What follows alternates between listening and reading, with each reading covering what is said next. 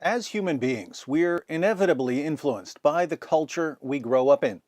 But when someone grows up in a pagan culture and suddenly claims to be receiving revelations from God, we'd better not see the imprint of pagan theology on those revelations.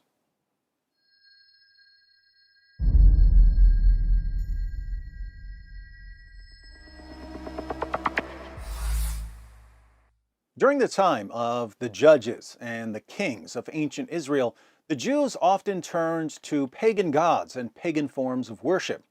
But by the first century AD, the time of Jesus and Paul, the Jews were done flirting with false gods. They had utter contempt for the beliefs and practices of the pagans.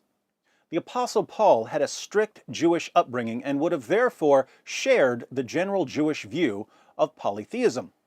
But Paul was no ordinary Jew. He was a Pharisee, a member of the most rigid sect, and even among Pharisees, Paul was considered especially zealous. Why is this relevant? Well, there are Muslims who try to explain the origin of Christianity by claiming that Paul was influenced by Greco-Roman polytheists.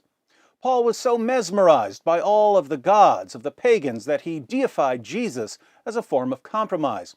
And that might make sense to certain people, assuming they know absolutely nothing about the Apostle Paul, especially the fact that he would have rather died 100,000 horrible bloody deaths than compromise his worship of the one true God.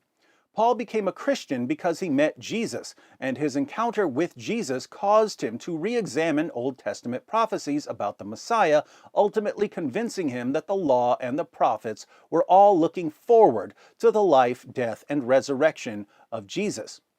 There's no room in Paul's reasoning for even a hint of pagan influence.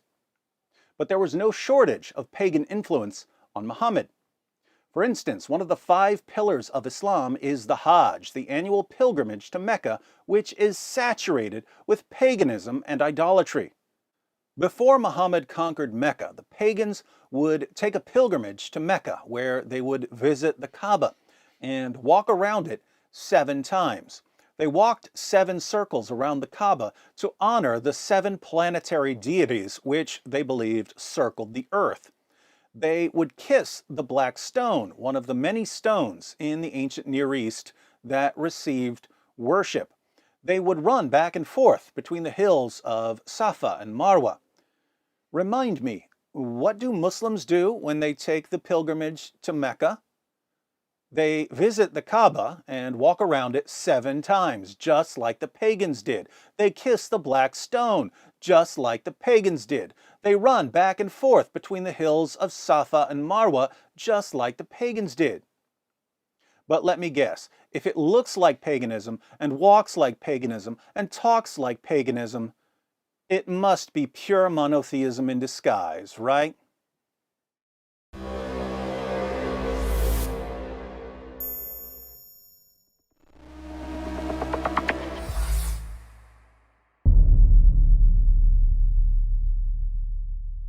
Hi everyone, thanks for watching. In case you stumbled upon this video while browsing or searching, I wanted to let you know that it's part of a series comparing Paul and Muhammad. So if you'd like to see the full series, be sure to click on the playlist.